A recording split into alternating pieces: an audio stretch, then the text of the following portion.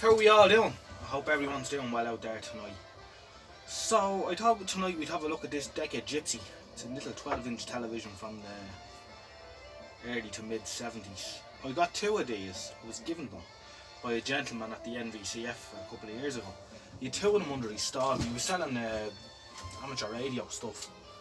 And I just asked him what's the story with the two televisions there, the Deccas, and he told me I could take them away if I wanted them. So I duly did. And he explained to me that he bought the two of them new, one for himself and one for his friend. And then a number of years later, his friend was getting rid of the set that he gave him and gave it back to him.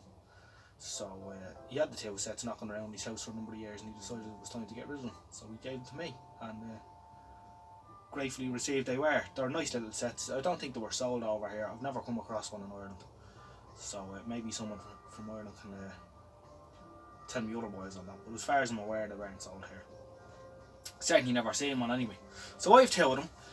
One of them was fitted with a Mullard tube, and the other one is fitted with a Japanese tube. And the one fitted with a Japanese tube has a slightly sharper picture, and the colour temperature on the phosphor is slightly cooler. But because I've had the two of them on side by side, both of them have had issues with dry joints and a few other little bits and pieces. The tuners wanted to be cleaned, but as we were moving house at the time, I never did anything with them, so they got wrapped up and put into storage. Now the other one is still wrapped up. It's in at the back of the container. Just can't get to that at the minute.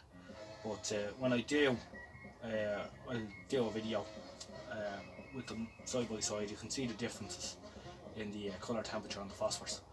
But interesting nonetheless. So I'm going to unwrap it now and see if it's still working. Hopefully it will be. Both of them are a little bit cosmetically rough.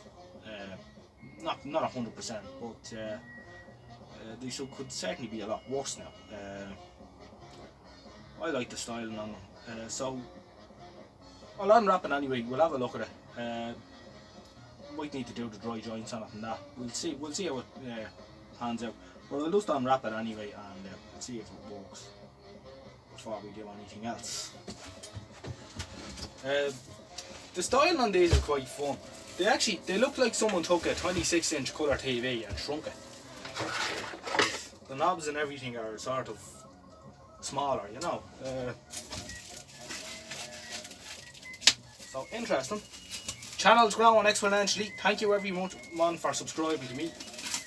It's growing and growing all the time. So if you're tuning in, coming across the video, subscribe, like, all that, because that tells YouTube that people like what I'm doing, and that's always good.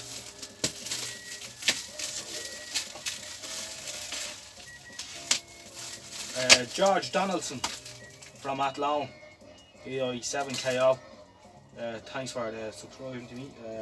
I know there's other people as well, I hope I'm not forgetting anyone. And he's a massive channel devoted to amateur radio and TV and stuff like that. So George is certainly worth checking out. Good Irish man.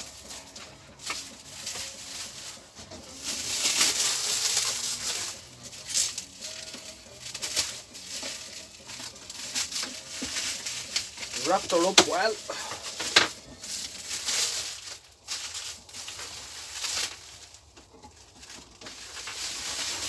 Now, there we are. So I'll bring the camera in and we can have a good look at it.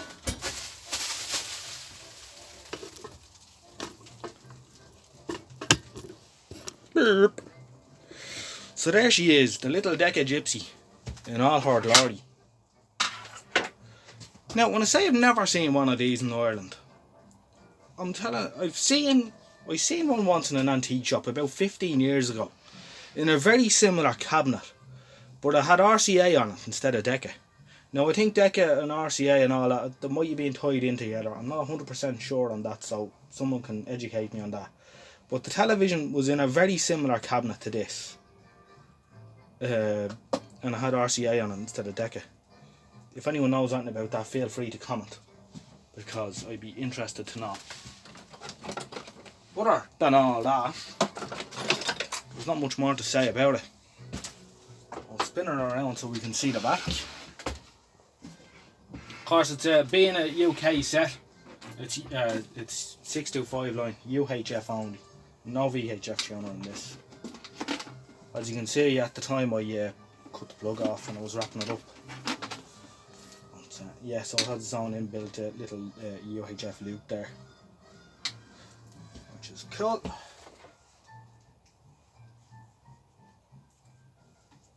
So I just need to pair back to get a couple of wires here. Also appears to have it's airted as well. I think it has mains isolation as well, but we'll get into that when we open it up to do the dry joints.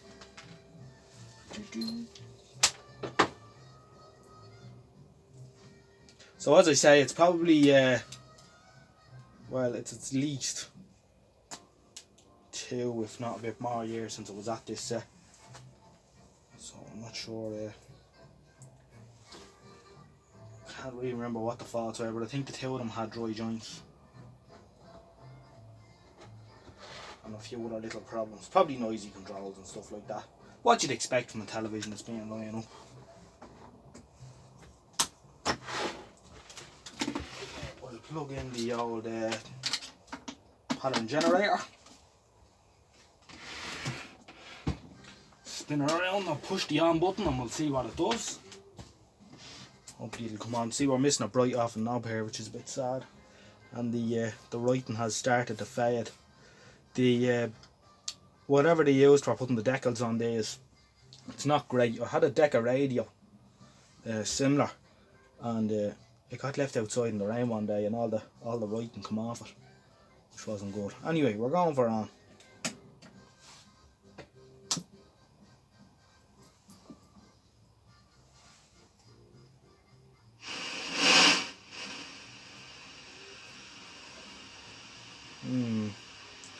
Bit of frame fold over there.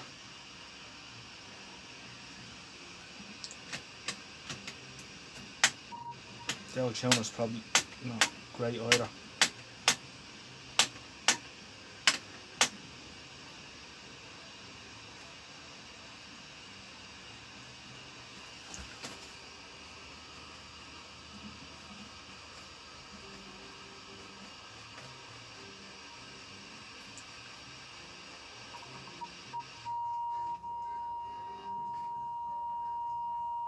Oh, there we are.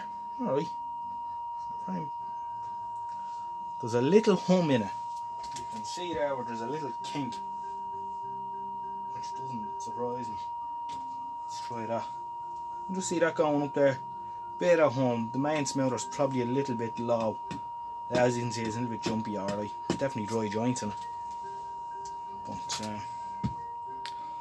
they're a cool little set. I think you'd have to agree the styling and all. They just, to me, they, and other people have come to, they look like a 26-inch colour set from the period that's just being shrunk down.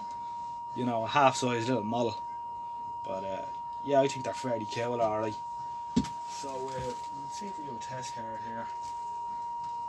I'm using Mikey 405's test card DVD, which is excellent. You can download it from the UK VR. Test card F. There she is.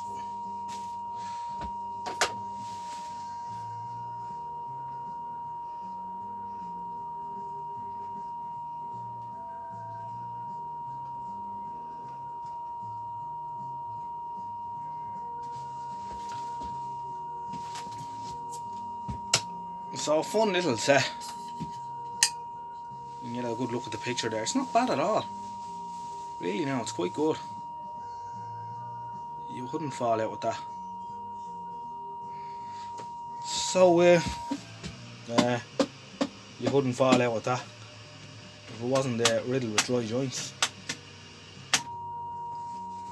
Tuner's probably a bit iffy as well. Beep, beep, beep, beep, beep, beep, beep, beep. Although I think the other one was worse. I remember one of them was really touchy. Doesn't seem too bad.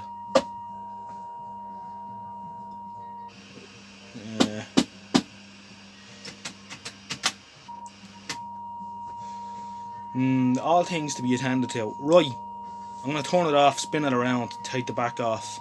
See you in a second. Right, so we're in. All quite handy. There was only 2 screws holding the back on, but that's not a problem. I'm sure we can find a few spares. As you can see, the back, the chassis is mounted in the back. Alright?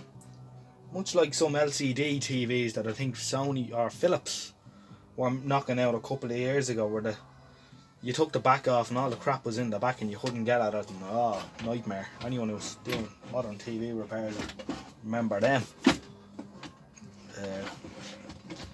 Anyone out there still doing TV repair? Anyway, if you are, God love you. And fair play to you. So, see the can here, there's a date on it, week 20, 1973, so that gives us a ballpark idea of when the set was made. So I suppose the thing to do is just to undo the 2 boards, just look at them for dry joints, and then see about maybe getting in at the tuner and giving him a bit of a quick lick as well. The Rip Magic Spray. What else was I gonna say? Yeah, there's a bit of hum on the picture and that. I wonder, you know, that can is probably past its best. And of course it has all those horrible resistors that are always out a mile, especially the high value ones. But if it's working, we'll leave them alone. There's no need to go mental. We could change all the electrolytic capacitors there, but you know, what's the point? It's not going to make the picture any better. As we can see, it has the Japanese tube in it. This one is fitted with the Toshiba tube, so it's the other set that has the Muller tube in it. So interesting. Yes. All great stuff.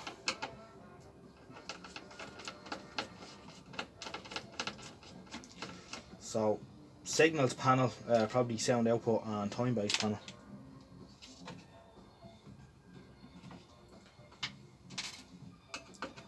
Yeah, cool little set. I quite like them. If anyone else has one, I'd like to know how you've gone on with it over the years.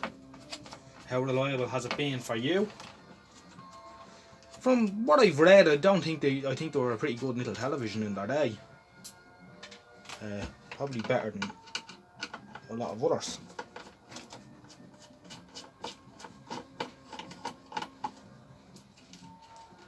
Never had anything to do with Decca colour televisions, although I have a Decca 30. Is it CVC 30 or CTC? I don't know what it's a 30 anyway. Inline tube in the shed that someone gave me quite recently. Very rough cosmetically, but might be a bit of crack to see if we can make it go. If nothing else, just as an experiment. What way does this come out now? There we go.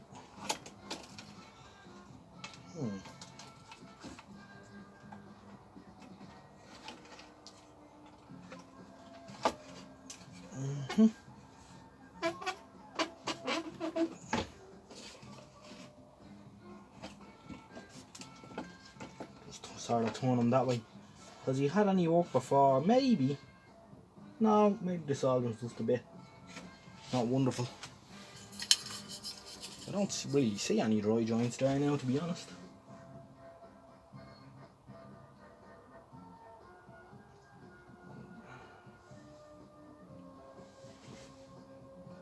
That looks a little bit there. I'll turn on the soldering iron. We can hit a few of them as I say them.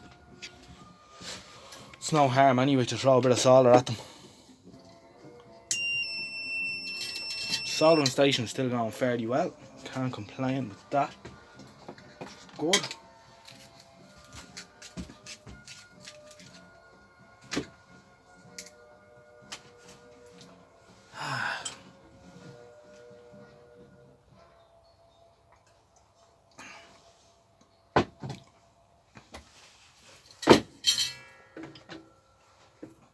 Right, so we're up to speed with the soldering iron, nice and hot.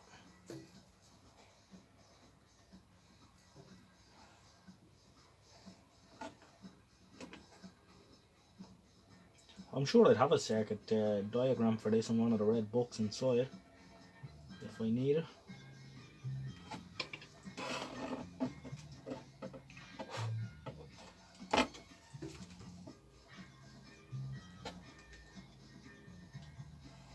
It's all the joints look fairly okay there on that.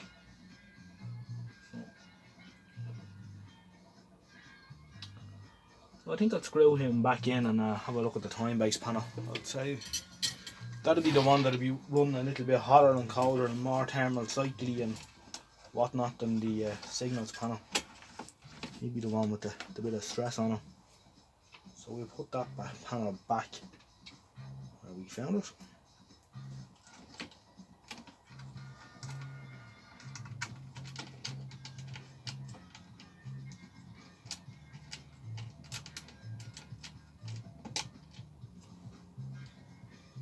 Just another date code on one of the transistors there, week 2773. So we could say it was made in the last half of 73, I suppose. We could be fairly safe in saying that.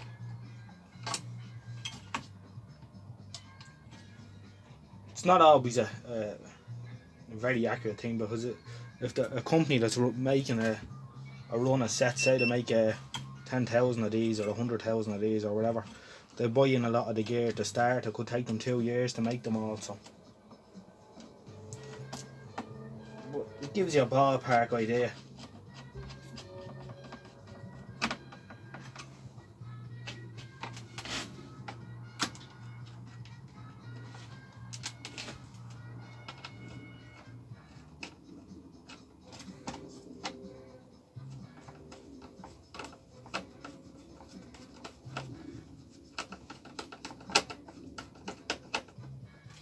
So if any of you worked on these sets, I'd like to hear your opinions on them and any weak points with them.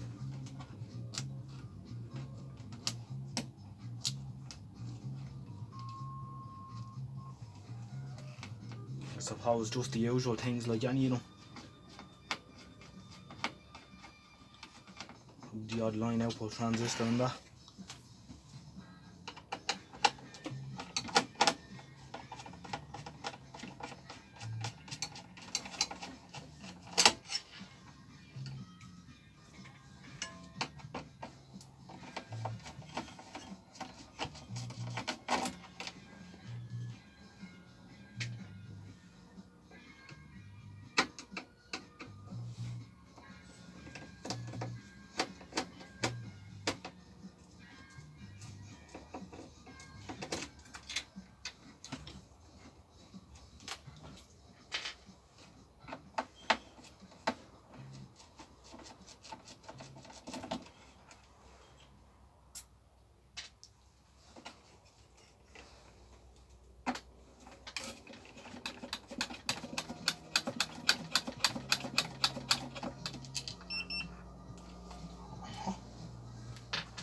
Was that all the screws?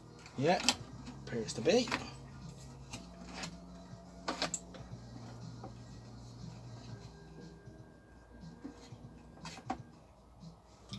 So 2000 microfarad caps in that can there. Now any dry joints there.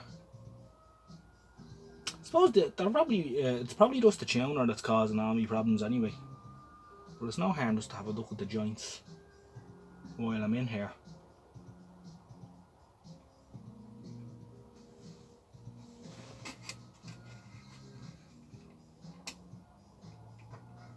That one there and that electrolytic just looks a little bit dodgy.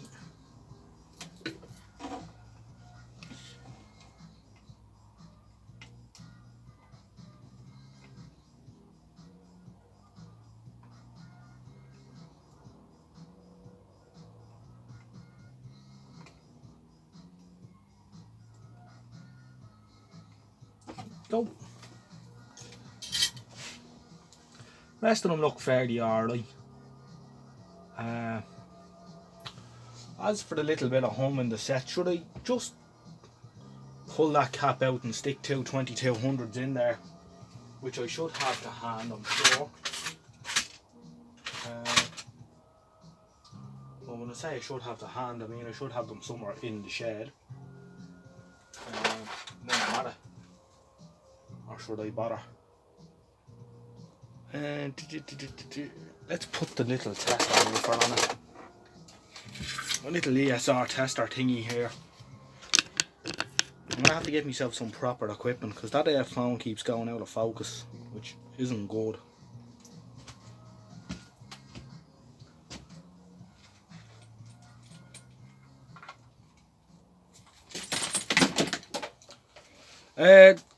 ESR testers, any of you out there use them, and what's your favourite?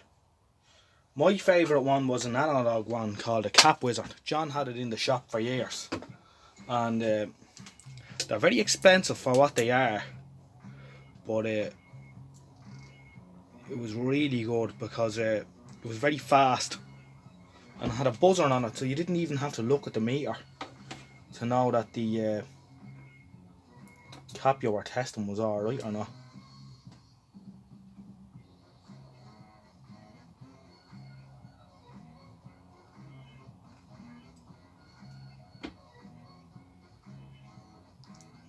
One ohm.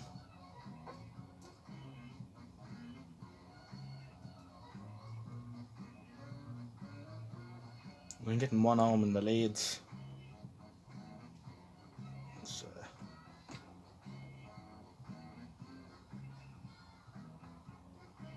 1 ohm as well. Probably alright. You'd probably really want to take them out. Anyway, all the soldering there looks grand. Line output transformer and all, no dry joints where you'd expect to see dry joints kind of thing. So I think we'll screw them back in and see if we can get it to tuner. And then see how it works. If the hum is still there, which there is a little bit of hum on it, now it's not going to bother me too much, to be honest, because I'm not going to be... This isn't going to be a daily driver, this television, you know, but we can cross that bridge when we come to it. As I say, I can throw this over my shoulder and put two 2200s in there. It's not going to make any difference. What I say, and I don't know if people agree with me or not, you can't see it with the back on. You know, now I know there's people that go to great efforts, and I admire them, and I respect their work when it comes to restoring things, and you know, people will restuff capacitors and they will mould araldite around modern resistors to make them larger and paint them in the old colours and style and all that. I don't though. I maybe I'm too lazy. It's probably what it is, or I just haven't got the patience. But get it going is my thing. But each to their own. That's the good thing about this hobby, is it's each to their own. It's what you're doing, what your thing, and you know, you can do what you want with it. If you want to kick it over throw it over your shoulder, or whatever, that's your thing. Once it doesn't get turned into a lamp or something, this whole steampunk craze that's come in now, that I can't get my head around it, where people are turning Avos.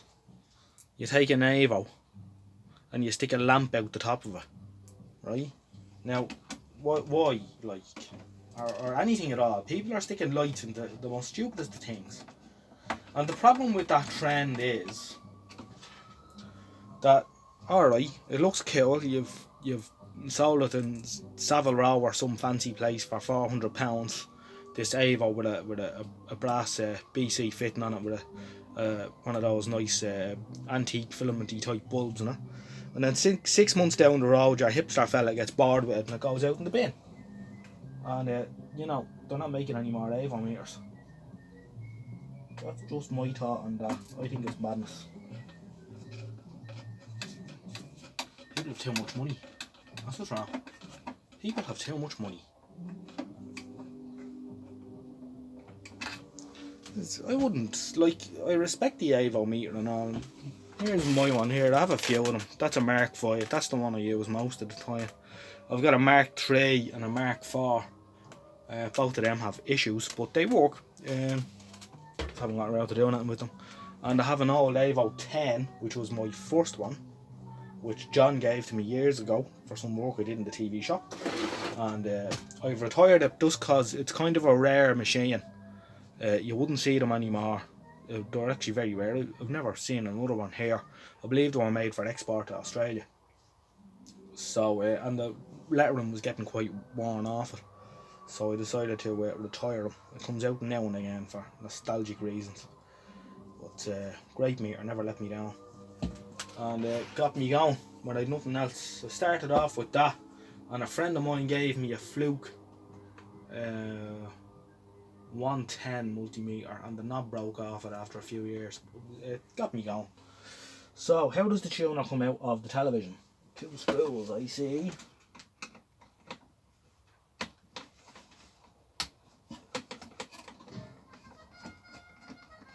Yeah. 1 screw.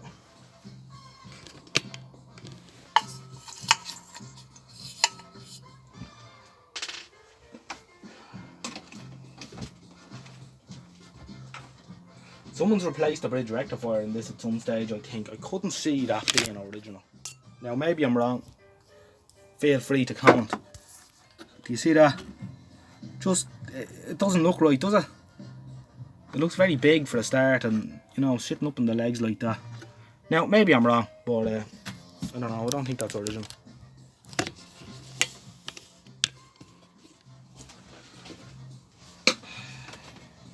As I say, I haven't had the back off that.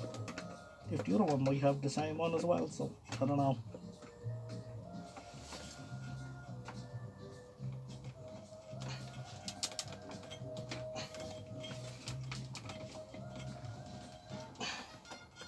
Try a better screwdriver. It's just not catching it. I had my friend stayed over last night with his daughter. They were visiting, and I had her in the shed here, and it was blowing up little low voltage electrolytic caps, and the smell is still here.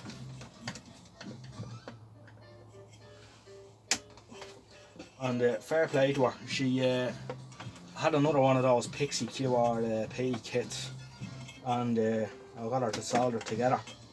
I was explaining to her the resistor colour code and whatnot, and it didn't take her long to get a handle on the soldering at all. I was very impressed. So there's hope out there yet with young people getting involved. She's only 14, and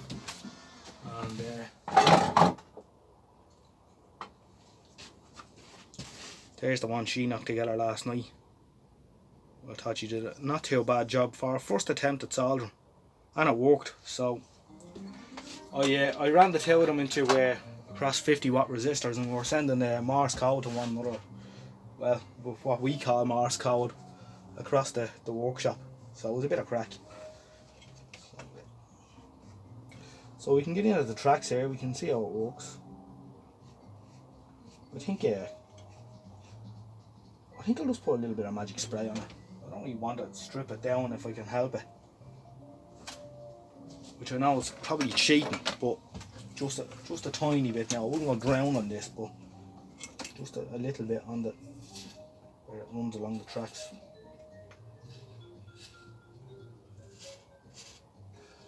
And I'll run them all up and down, and that hopefully should clear the little bit of intermittency.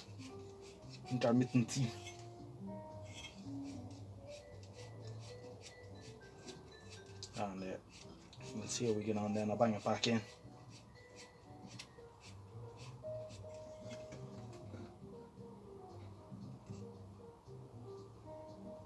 There's the TAA 550 voltage, 33 volt voltage stabilizer IC doofer. I think there used to be 3 different ones with different spots on them. Yeah, that one has a yellow spot. I think there was a blue spot and a green spot.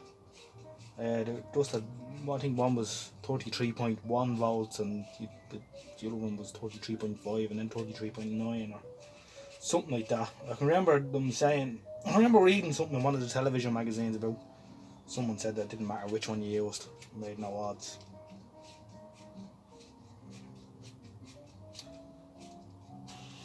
It is painfully slow winding these things up and down. Yeah, you can kind of see where there's quite a bit of they're very tarnished.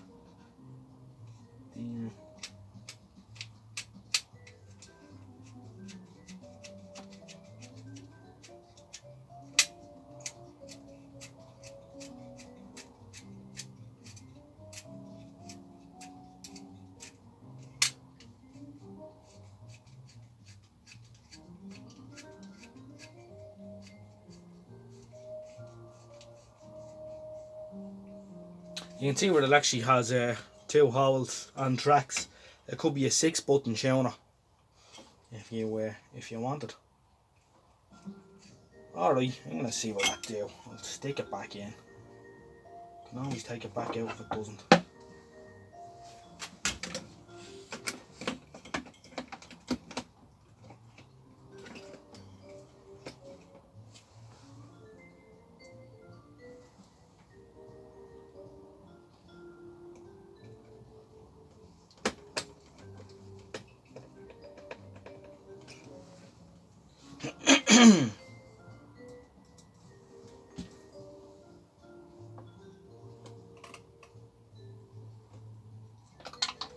That would happen.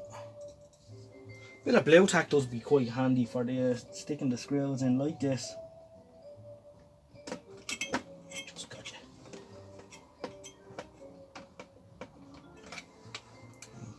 Pull that bridge up back where we found them. Alright, with the back open, we're just gonna power them up again and see does he still so jumpy.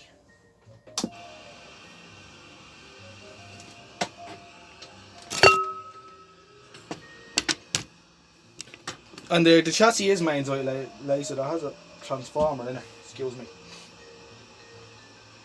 Which is good. And it's also capable of running off a 12-volt battery as well.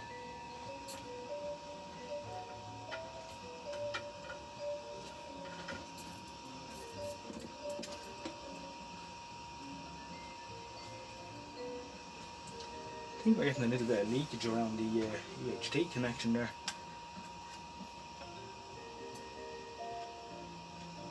I don't know, maybe I should take the look. Anyway, one problem at a time.